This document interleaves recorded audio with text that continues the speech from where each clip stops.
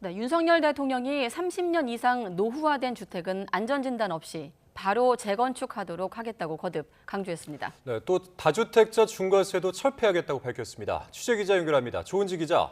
부산 대통령실입니다. 네, 확 풀겠다라는 언급이 있었던데 대통령의 부동산 정책과 관련된 언급 전해주시죠. 네, 윤 대통령은 국민이 바라는 주택을 주제로 열린 국민과 함께하는 민생 토론회에서 재개발, 재건축 관련 규제를 확 풀어버리겠다고 말했습니다. 30년 이상 노후화된 주택은 안전진단 없이 바로 재건축에 착수할 수 있도록 하겠다는 건데요.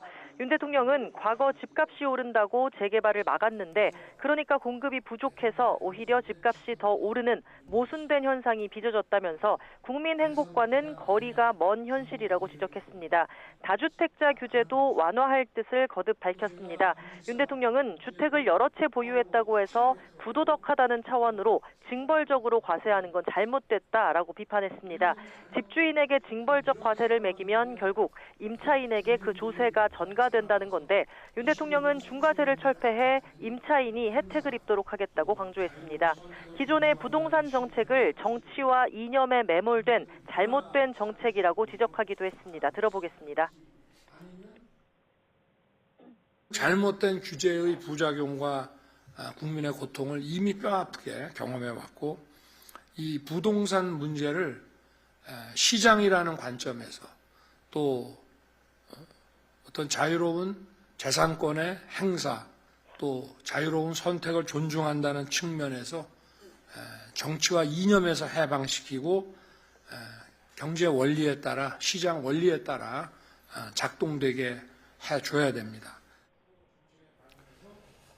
윤 대통령이 대선 기간부터 최근까지 계속 밝혔던 정책이긴 한데 이 형식이 좀 새로웠던 것 같습니다. 네, 정책 수요자인 국민 앞에서 직접 거듭 또 강하게 약속했다는 게 눈에 띕니다. 오늘 민생토론회는 80분간 생중계됐는데요. 재건축을 추진하는 주민부터 신혼부부와 개인 임대사업자 등 다양한 주택 수요가 있는 시민들이 참여해서 직접 마이크를 잡았습니다. 국민의 생생한 목소리를 직접 듣고 무조건 즉시 해결해야 한다는 윤 대통령의 의지가 반영된 형식으로 매년 딱딱하게 진행하던 신년 부처별 업무 보고를 주제에 맞춰서 토론 느낌으로 풀어갔습니다. 윤 대통령은 넥타이 양복 대신 폴라티 차림으로 나와서 검사 시절 노후한 관사에서 살았던 경험을 밝히며 부동산 문제에 깊은 공감도 드러냈습니다. 검사 생활을 잠시 접고 이제 그 변호사를 1년 하다가 다시 복직을 했는데요.